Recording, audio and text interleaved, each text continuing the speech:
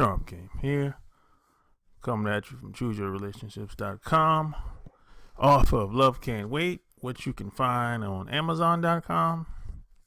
And today, I'm going to talk about one of those taboo subjects that almost no one talks about within the mainstream media.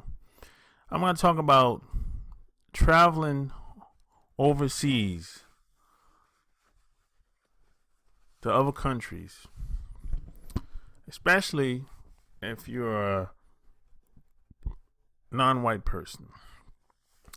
Now, if you've been following me for a while, you know that I always say that if you get a chance, you should travel and leave America and go to other places.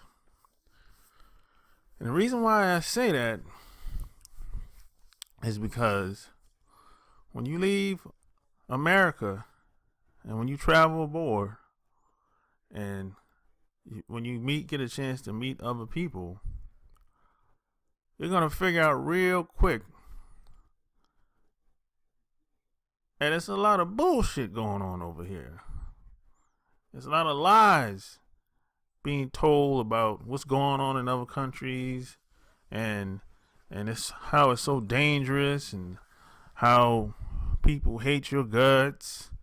You're gonna learn that it's a lot of lies being told about you, especially if you're a black person.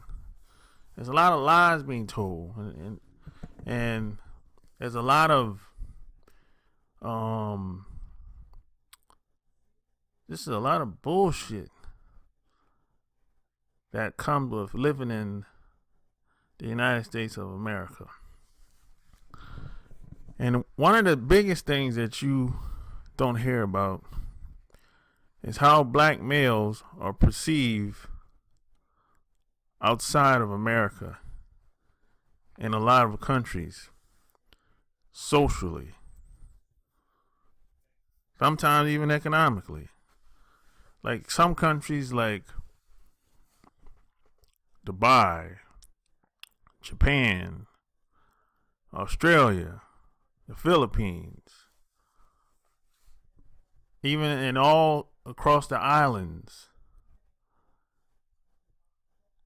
I mean, a lot of these people, the same way, believe it or not, the same way they see white guys in America, that's how they see black males in these other countries. But you're never going to hear anybody talk about that. You're never going to hear anybody mention that, because that's not a part of the status quo. That's why I tell people, get out there and see the world. I mean, if you don't go anywhere else, at least go to Mexico. Because Mexico, that's not that far. And you don't even have to get on a plane to go to Mexico. You can drive, depending on where you live at. Maybe if you stay up north, maybe it's a good idea to catch a plane. But if you stay down south, you can drive to Mexico. It's not that far. You don't have to get on a plane and fly across the ocean to go to Mexico.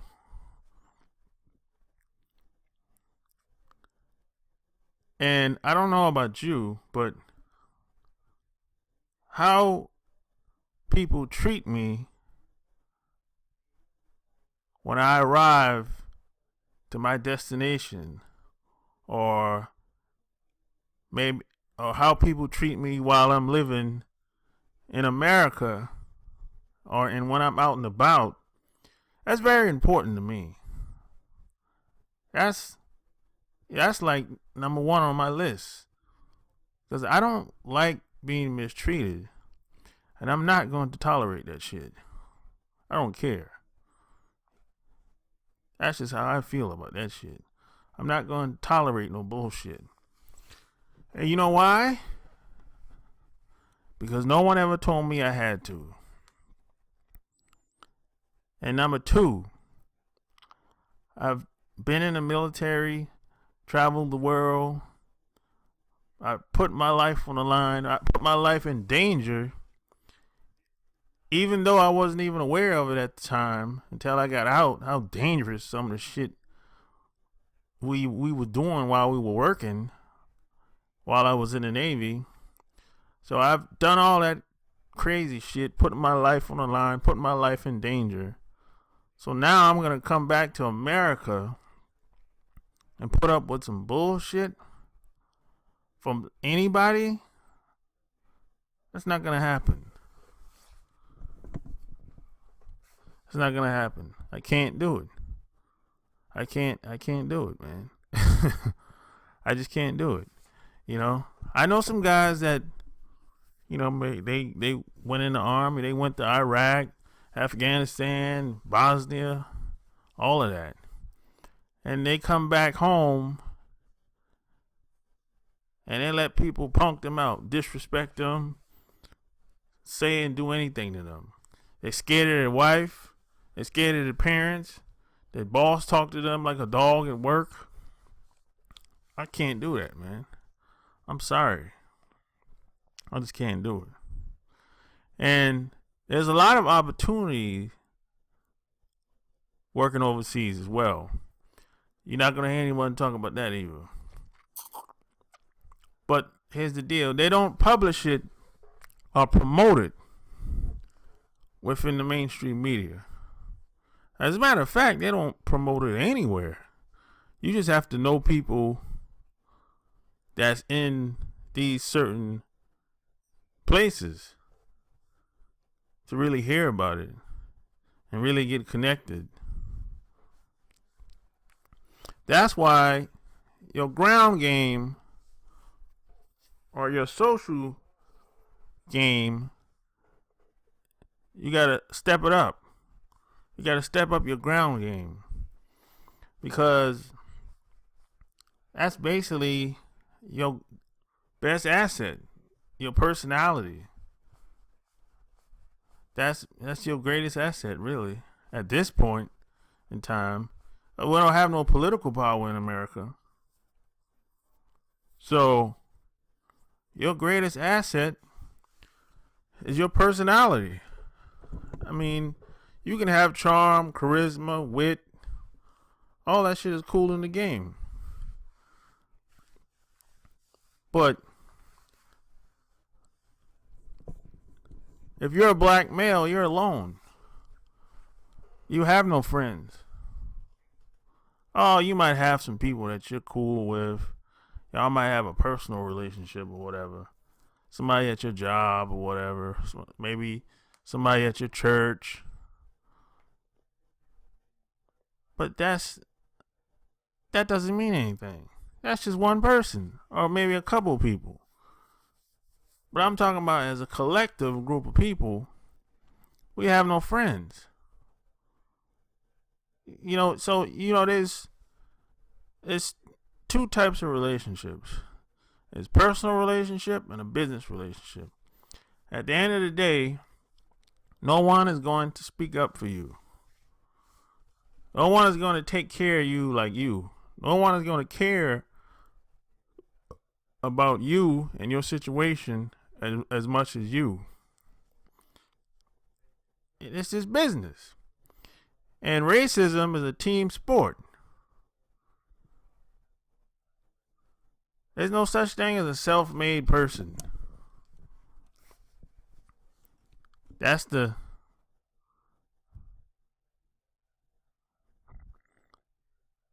like one of the biggest, I don't know, I guess you can call it a myth that's out here, that everyone that gets rich, or you don't even have to get rich. Anyone that becomes successful in anything, they've done it all by themselves. They self-made. That's one of the biggest tricks, biggest lies that's ever been told. But that's why you gotta have your ground game, step your ground game up. And a lot of these women in these other countries are pretty cool. I must say. I must say myself. A lot of these women are pretty cool. Now,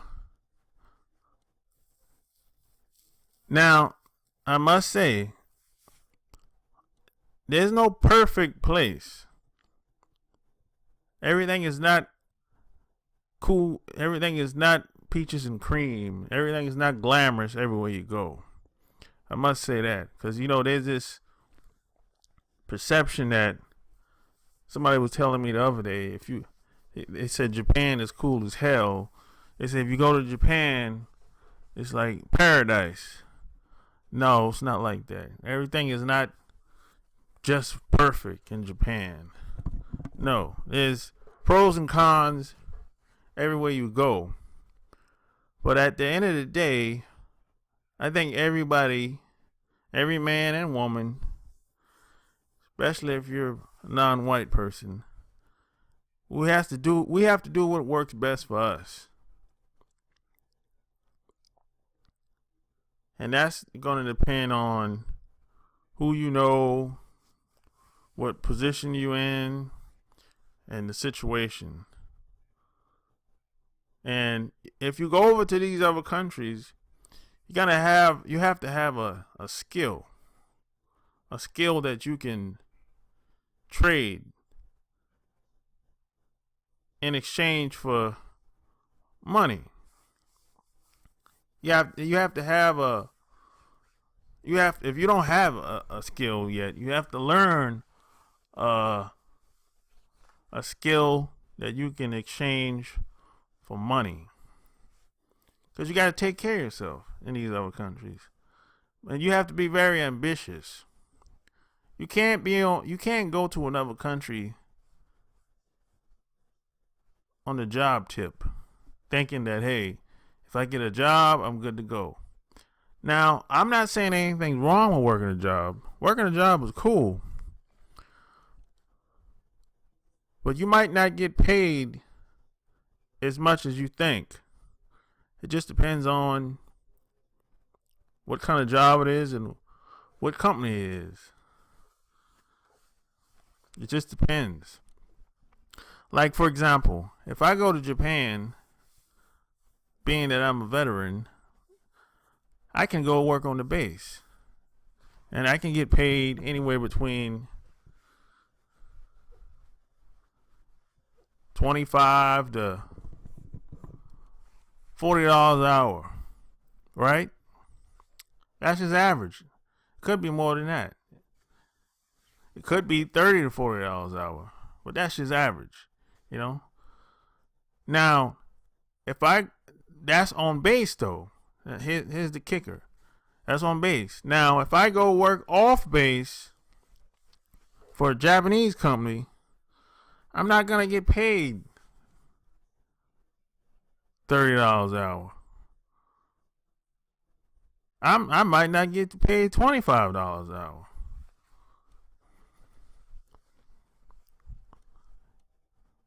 And the cost of living is very expensive over there. So if I'm getting paid $25 an hour or $28 an hour working for a Japanese company, or maybe I'm working for an American company, but it's still off base. Regardless, they're not going to pay me $30 an hour if it's off base. I know that for a fact. Unless I'm some specialist or something like that. There's always an exception to the rule, but for the most part, if I work off base in Japan, I'm not going to get paid $30 an hour, right? So if that's the case, being that the cost of living is so high, I'm going to have multiple streams of income. I'm going to have to find a way to make extra money, right? And there's not wrong with that. But it pays to know the right kinds of people. And the fastest way to do that, in my opinion, based on my experience, is to meet women. That's the fastest way I've been able to adapt, especially when I move to a new place. Meet women. And you might have to cut some deals. You might have to make deals with certain people. There's nothing wrong with that. You scratch my back, I scratch your back. There's nothing wrong with that.